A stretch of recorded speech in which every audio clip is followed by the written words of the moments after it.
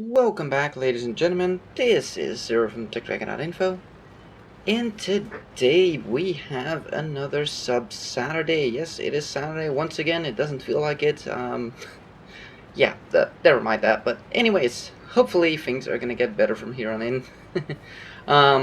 So we got some gameplay here, and the first game here is the T-34, very powerful Tier 8 premium heavy tank that gets a very nice gun. Off the top of my head, it's the highest penetrating gun for premium tanks and the second highest for tier 8s in general, or something to that extent, or maybe it's first even in just tier 8s in general, heavies I mean. So overall, fantastic gun. Gun handling, well, the reload is slow, the overall tank is slow, and the accuracy is less than fantastic, but overall I still really enjoy this thing. So, moving over here, checking for a first shot. We got a T-125 next to us. I think I saw a tree fall there, but I'm not entirely sure. Anyways, we are currently looking at... Oh! Damn it. Them people in the inside corner, I swear, they do it on purpose. I know they don't, but it can be so bloody annoying. Okay, we are looking at... I'm still not entirely sure how to pronounce your name. Is it pronounced Dino95? Put our first shot in, and it completely misses the Waffenträger. Great. Dang it. We know he's right there. Yeah, I'm gonna try a shot anyways. Oh, bounce is returned shell. That looked like it was a bounce off the upper plate. Whoa. That was a bounce off the turret. A hatch there. Come on. Yes. First tank taken out, and potentially so far 2 damaging shots in. I think we hit him with that first shell. Almost certain, but... So there's a Centurion down there as well, somewhere. And just look at the map. All those people on the other side. Holy flippin' balls. T-125 is moving up. We're going to move up with him. Not being spotted. 6 Sense not going off. Good. Centurion must have retreated or something. I'm not sure. So it looks like we're going to move up the hill here. And I guess we'll speed this up a little bit, because this thing going uphill is not that quick. Centurion spotted. I mean, here, this is normal speed. It's pretty painful. So let's just move things along a little bit. Oh, back to normal speed. And we got the ass of a T-54. Well, you know, when present ass, we gotta shoot.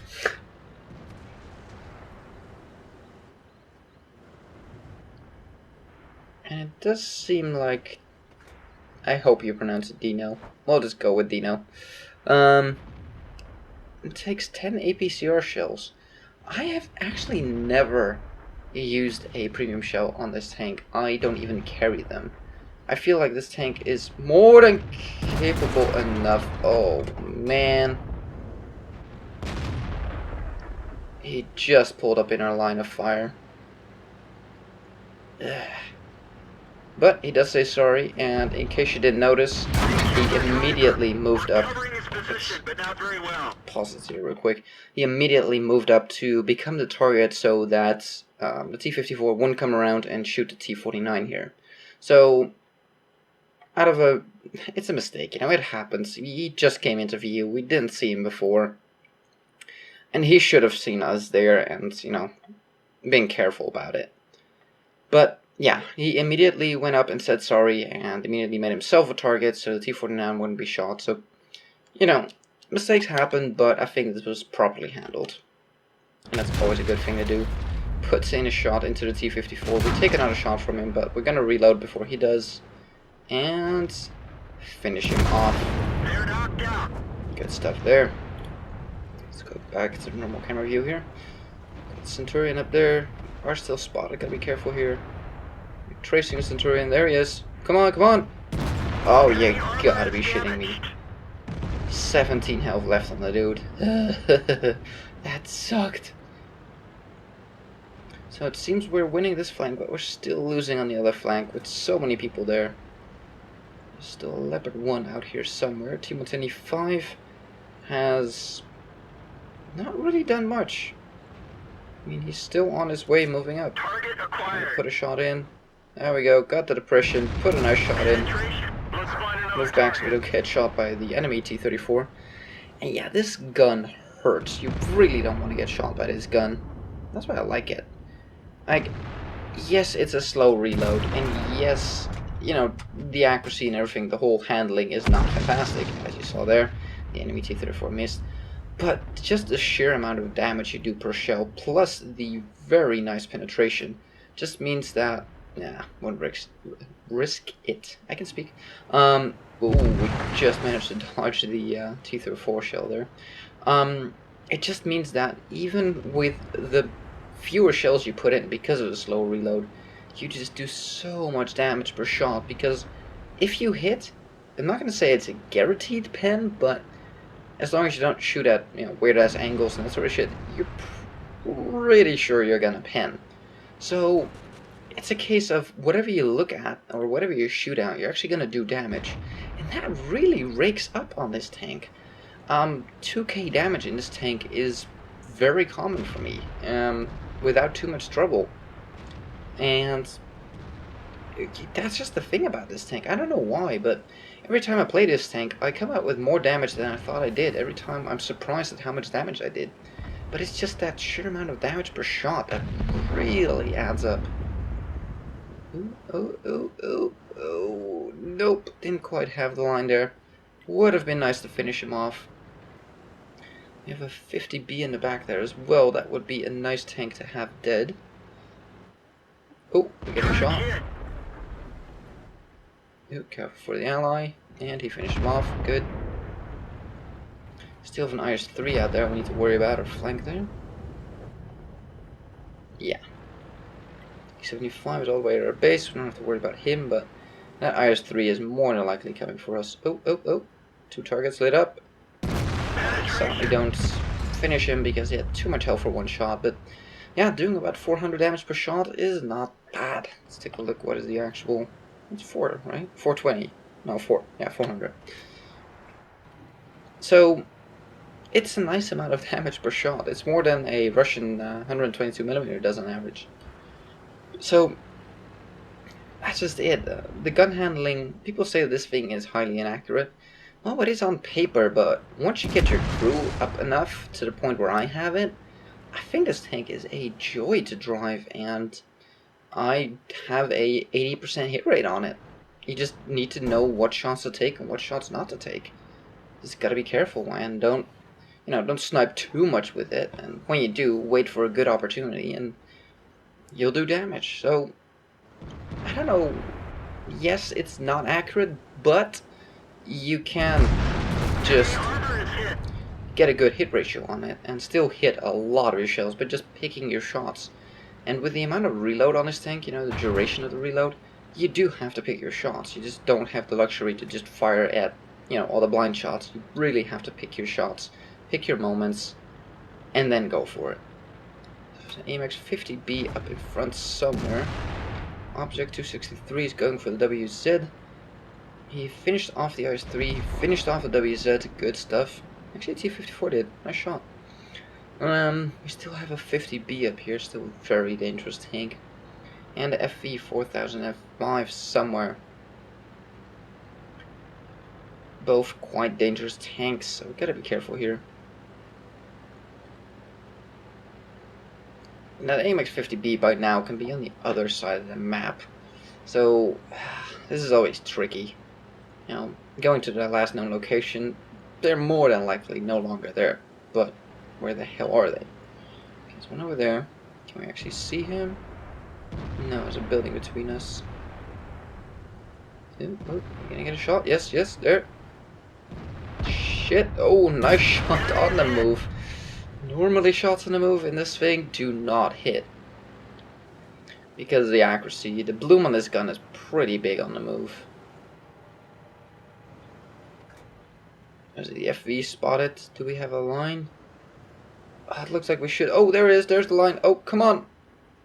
Fire! Yes! Finished him off. Good shot right between the buildings. All we have left is the 50B. He's on 4 kills. Like I said, 50B is a very, very dangerous tank. Yeah, looks like he's coming for us. Tracking shots. Yes. Track goes in. Pull back. Finish off the T125. He's coming for us, but all you're seeing is our turrets. Good luck with that. He is out. He is outie. He is a goner. Reloading for the next 20 seconds. So we have time here. We can get our second shell in before he even reloads. Even if he reloads, he only has time to put one shell into us. There we go. Like I said. And that's another thing that you need to learn in this game. Learn reloads of tanks. The best tip I can give you, whenever you get annihilated by a tank, be it by not being able to pin it, or not finding the weak spots, or just getting murdered because you thought his reload was different, go to TechDragon, for instance, just one of the sites, it doesn't matter, or Tank Inspector, and go check out the reload of it. Go check out what you're facing. And if you're facing autoloaders, go check out what their time between shots is and what their clip reload is. You don't have to know exactly, but having a good idea really, really, really helps. On the French tanks, for instance, the reload at this tier is about 20 or so seconds on the full clip. On the tier 9, it's about 30 to 40-ish seconds. On tier 8, it's 40 to 50 seconds, give or take. So, know a rough time span that you have. Then you need to know the time between shells, especially with autoloaders, obviously. Like, if I peek out now and I put in one shell and immediately pull back, is he going to get off his second shell, or are we just going to trade one shell for one? On the French ones, it's about 2-ish seconds between shots. I don't know exactly off the top of my head, but it's about 2 seconds. So, at this point, my reload on this tank is just shy of 12 seconds, I do believe. So in 20-ish seconds, we can get off 2 shots. We put one in, we knew it was reloading, so by the time we put our second one in, he was going to be right around the time he was going to be reloaded. And indeed, he put one shell into us, but didn't have the time to put in a second, because about that 2 seconds between shells. So knowing that kind of information can really be important, because 1 or 2 more shells into us, and it would have been quite critical if we survived that. Just checking out the inscriptions here. Has a mark of excellence and a bombshell on there. Nice. So, let's take a look at the stats. And don't expect to know those kind of things overnight. It took me quite a while as well. Like, you have to play this game for a long time to really get familiar with all the tanks. And some of them you're just going to have to experience in battle, what it's like to get shot by one. And, it's an ongoing process to learn. I still need to look up tanks from time to time and figure out where their weak spots are, because weak spots for a T-34 are a lot more plentiful than when you're shooting with a T-44, for instance, a Russian medium tank, with only 170 or so pen. So, having 240 or 170 pen already changes how you engage tanks, because weak spots for one are not always automatically weak spots for another. So, it's a lot of learning and a lot of balancing. You need to learn it per tank as well, for your tank as well as the enemies. So, Mastery Badge, First Class, we get a Bruiser and a Shell Proof. I actually got some spotting damage in a couple of people. Walked away with holy flippin' balls. Almost 1700 base experience. Did over 5k damage. But seriously, did that game feel like a 5k damage game? We got some casual good shots in, but wasn't that intense, continuous fighting, where you're just shooting everyone? No, it was a casual stroll around the map and shooting people as we went. And that's what happens to me in this tank, and that's why I love this tank. It's actually relaxing to play this tank. It's a bit sluggish, so you're already slower, so you're not fast-paced action. But the damage rakes up so quickly in this thing, and it just comes so naturally that, I don't know, this keeps happening to me, and I love it. I mean, that's why it's one of my favorite tanks in the game. Fired 17, hit 15, pen 14, there's that ratio for you, and overall, I would say penning 14 out of 17 is a pretty damn good ratio. Did 5k damage. We did still 1500 from range. That's nice. Took 7 hits to the face. 3 of them penetrated. 4 did not, so that's always good. 1600 damage bounced. Spotted 2 damage 7 and killed 4. 1200 spotting damage on top of the 5.2k 5.3, excuse me, of what we did, and a grand total of 81k profit on a non-premium account. And that's the next point why I love this tank. The profitability of this thing is fantastic. However, do keep in mind that the shells are expensive, so don't just willy-nilly shoot. On this tank you really need to learn to hold your fire until you know you're going to penetrate. That goes for most tanks, but some just more than others, and this one is definitely one where that counts. So yeah, and a grand total of 5.2k experience. So he pretty much got just as much experience as he did damage. Very nice. So let's move over to our next game, shall we? And here we are with our second game. We are looking at TJ Cat here in the IS-6. So I guess yep, need coffee. Today's theme is Tier 8 Premium Heavy Tanks. The IS-6 is another one of those, how do I put it?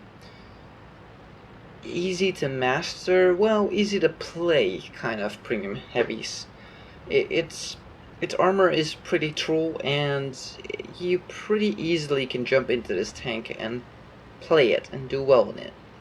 Now, one thing that has to be said though is that this tank uses the pretty damn standard 122mm Russian gun with only 175mm of pen. So do keep that in mind. This thing does not see tier 10 though. It will only see tier 8 and tier 9. So that definitely helps. But when shooting at something like a Stuart Emil... What? Did we just bounce on a Stuart Emil? Are you kidding me? What the hell? Okay, that went in. 111 coming up, trying to put a shot onto us, but I don't know if he just missed or shot the person behind us, but darn, we almost had a chance there, but not quite. IS-6 has a couple of weak spots you can shoot, but shooting them with a 122mm gun is difficult. There we go, through the tracks. I would have taken that shot as well. Perfect holding of fire there, knowing when to shoot. And that goes quite a bit for this tank as well, because of the lack of penetration. You just cannot fire willy-nilly. Right there on the WZ-111, he fired underneath the spaced armor on the side there, right above the tracks. That's where you want to pen that thing when he angles like that. So, let's see if we can duke a shot here. IS-6 there, do you see those, that line of hatches at the top there? Ooh, that was a bit of a bad shot. That kind of angle, that far back, yeah. Not very likely that would have penned. But the IS-6 has a, if I can click here, has a, there we go. See all those hatches? Those are a weak spot there. That whole row of hatches in the back. So that is something you want to keep into account. Oh, put a nice shot into the OI there. Sorry, not the OI, the ONI. My bad. They all damn look alike. All those damn tanks, they're all gigantic. And we finish off the WZ-111. WZ-111, by the way, pretty much identical to an IS-6 in so many ways. Armor-wise, gun-wise, just playstyle, it's very, very similar to an IS-6.